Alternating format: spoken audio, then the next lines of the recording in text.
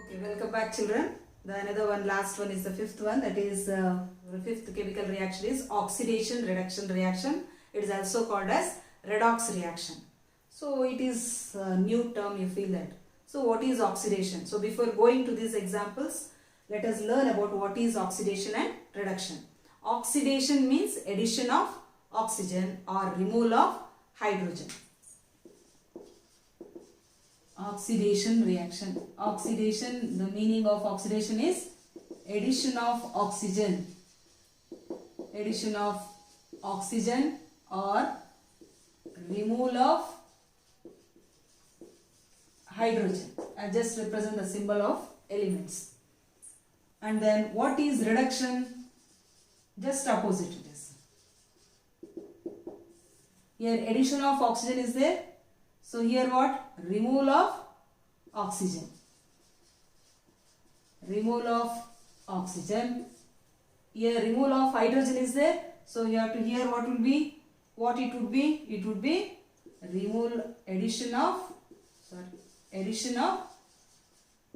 hydrogen. Okay. So what is oxidation? Addition of oxygen to a substance or removal of hydrogen from a compound or from a substance. What is reduction? Removal of oxygen from a substance or addition of hydrogen to a substance is called as oxidation and reduction. So one more scientific term you have to learn, it is oxidizing agents and reducing agent. Oxidation, reduction. So oxidizing agent. So oxidizing agent means the substance which supplies the oxygen to that substance. The substance which supplies the oxygen or that supplies oxygen is called as oxidizing agent, or the substance which removes the hydrogen from that substance. The substance that removes hydrogen from the substance is called as oxidizing agent. Similarly, what do you mean by reducing agent? Same vice versa. The substance that supplies oxygen. Here, what you have to write? The substance that removes the oxygen. That removes oxygen from the substance. Similarly, you can write it here. Here, oxidizing is the substance that removes hydrogen. Here, that supplies hydrogen is called as reducing agent. So let us consider. You can't understand now very clearly. By taking an example, then it will be clearly understood for you. So let us take an example for copper oxide. Okay, let us take an example for oxidation reduction reaction. Copper oxide, when it is treated with the hydrogen, it forms copper separated out, and H2O, water will be formed. So here what do we see? The copper oxide. You know that copper is reddish brown, but copper oxide is black in color. When copper is heated in the presence of air at very strong heating, then it turns to copper oxide, which is black. But on passing hydrogen gas to it, you can get back the copper from the copper oxide. So the copper will be reddish brown. So in this reaction, what do we see? That the copper oxide, see the reactants. How many reactants are there here? Copper oxide and hydrogen. How many products are there? Two products here, copper and water. What happened? Just observe the reaction. This copper oxide has turned to copper. So what happens here? Just put an arrow mark, one way arrow mark here. Copper oxide. So what happens? CuO has turned to Cu. So this oxygen has been removed. So what happens here? Removal of oxygen is nothing but reduction. So copper oxide undergoes reduction, or you can write that copper oxide is reduced to copper. Then what happens to hydrogen? Here addition of oxygen. So it forms water. H2 has become H2O. Don't put the double arrow mark here. One way arrow mark. One single way arrow mark here. So hydrogen has become H2O. So here oxygen is added to the hydrogen. So we can say that addition of oxygen is what? Oxidation. Once again you have to rewrite the substance which is oxidized. Which substance? Always you have to mention only the reactants here. Which one is oxidized here? Copper oxide or hydrogen? Hydrogen is oxidized. So you have to write that the substance which is oxidized is H2. And the substance which is reduced, which one has undergone the reduction? CuO. So oxygen is removed here. So the substance which is reduced is copper oxide. So even a question may ask that which one is oxidizing agent and which one is reducing agent. So here the substance which is oxidized will be the reducing agent. Just opposite here. Because this hydrogen removes the oxygen from the substance. Hydrogen is helpful in removing oxygen from the copper oxide.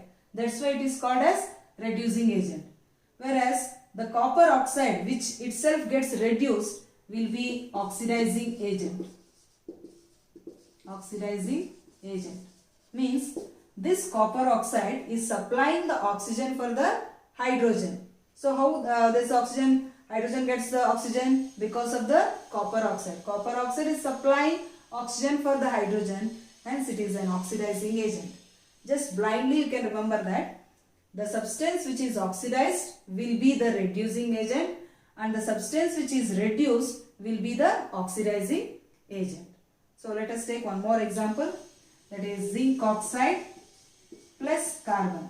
Carbon is a very good reducing agent which is used in the extraction of metals. Means we can extract that zinc from the zinc oxide by using carbon. So then what do you see that? What do you find then? Later after heating, this it has to be heated. Then you will get that, or you are not required I think. Okay. Zinc plus carbon monoxide. Here just hydrogen gas is passed over the copper oxide. Here carbon is treated with the zinc oxide, it forms zinc, and then carbon monoxide gas CO. It is already balanced. Now just see that what happens to the zinc oxide. ZnO has become zinc. Carbon has become carbon monoxide. Now just say the answer. What happens to the zinc oxide? Zinc oxide is removal of oxygen. So it is what? Oxidation or reduction?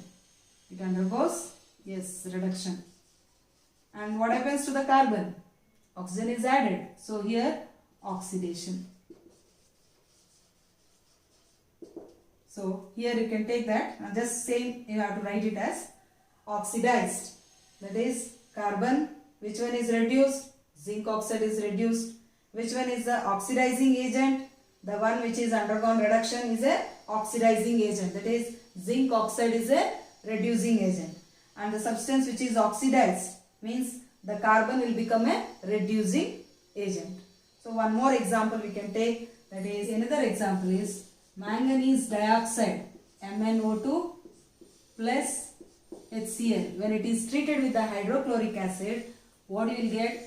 Manganese chloride MnCl2 plus H2O plus chlorine gas is formed. So now just check out the reaction. What happens? Look at the reactants. Manganese dioxide and HCl. Products are 3. MnCl2 plus H2O plus Cl2.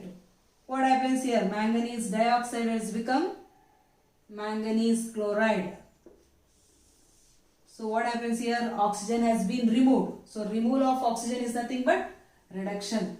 So manganese undergoes reduction, or manganese dioxide reduced to manganese chloride. Then what happens to the HCl? You can take it even HCl to water. Here water is, oxygen is added to HCl.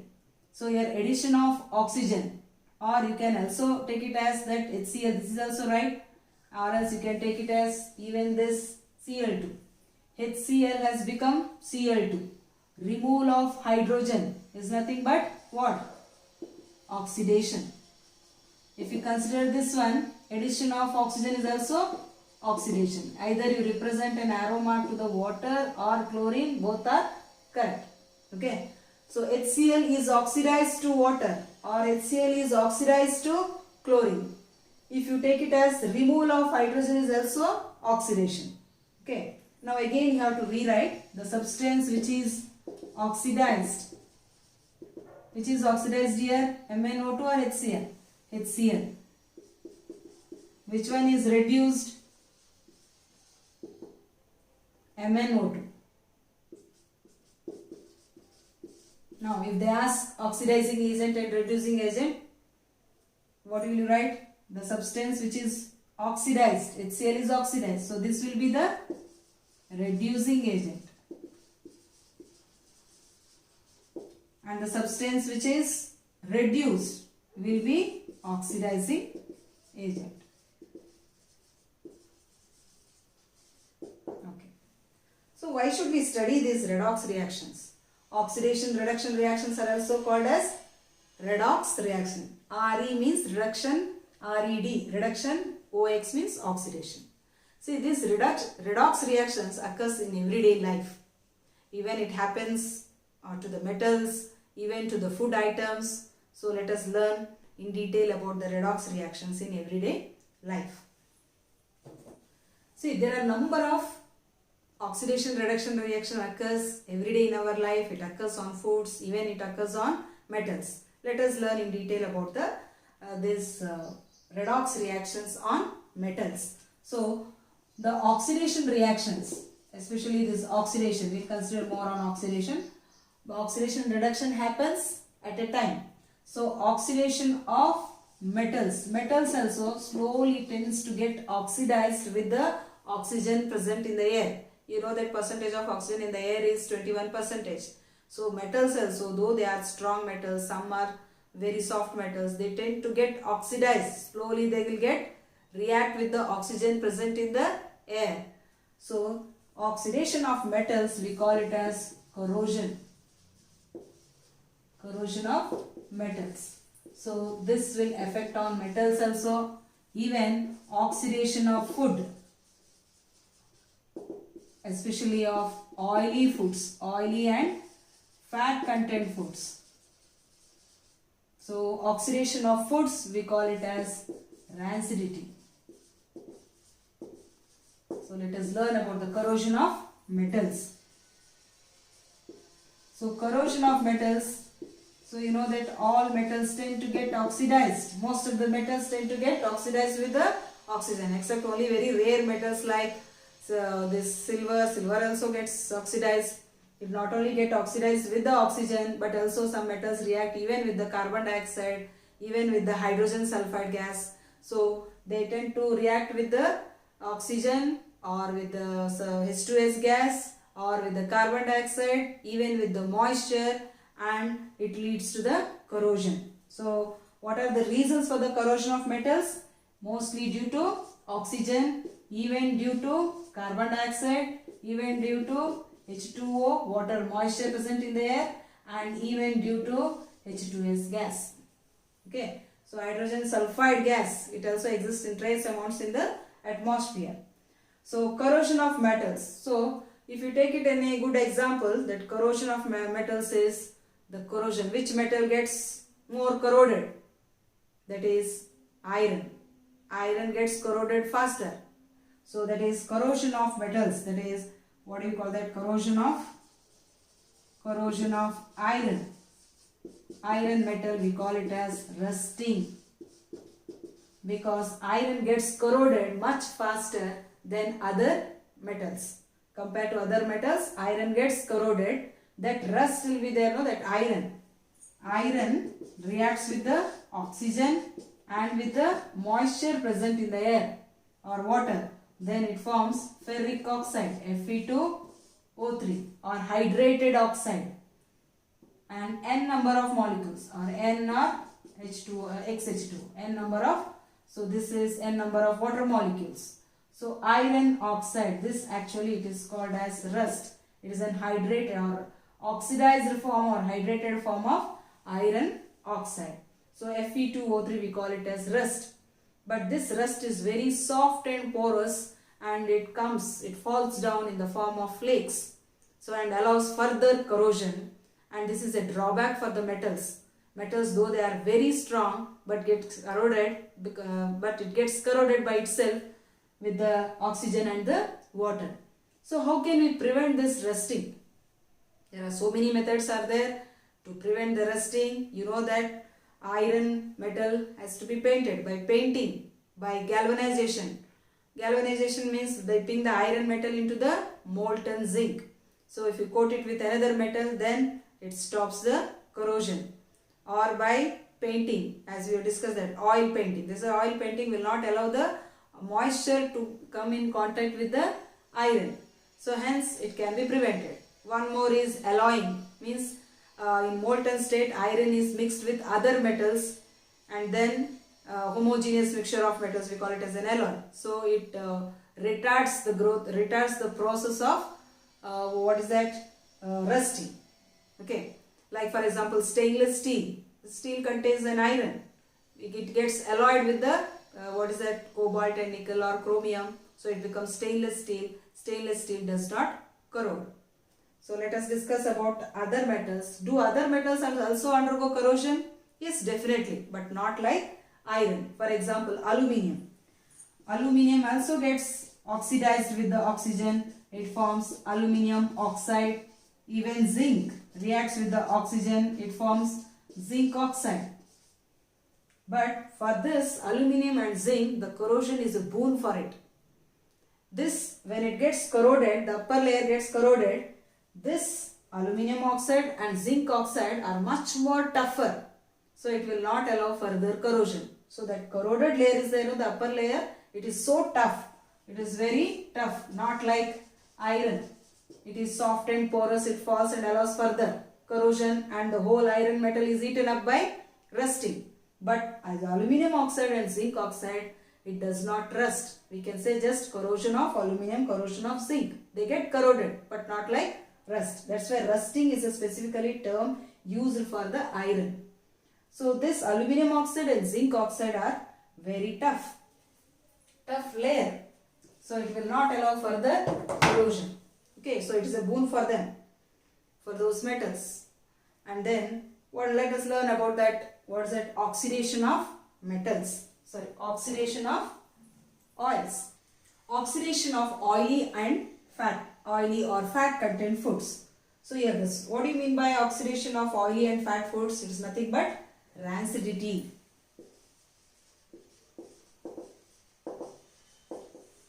So the spoilage of oily or fat content foods due to oxidation, what happens, which results in unpleasant odor. Odor means smell, and bad taste. That is unfit to eat. That we call that food has become rancid. It is unfit to eat. So how we can prevent this rancidity of foods? By adding antioxidants. There are chemicals like BHA and BHT. They add the chemicals to the foods or to the cool drinks so that it does not get oxidized. It does not get spoilage. Another one is by packing oily foods in nitrogen gas, like Lay's packets. You can see that very little content of snacks will be there, or the chips will be there. In that, more nitrogen gas is filled up.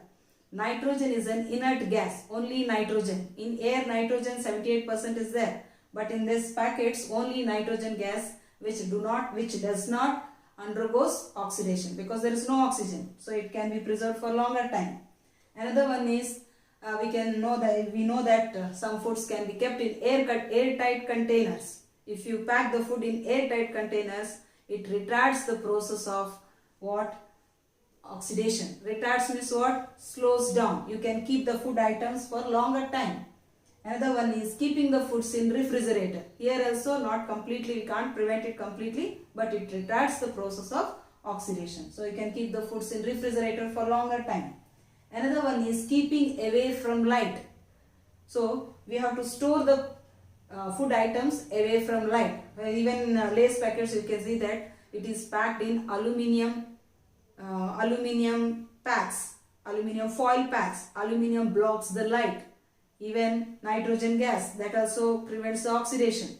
Similarly, medicine bottles, they are stored in brown color bottles so that to keep away from light.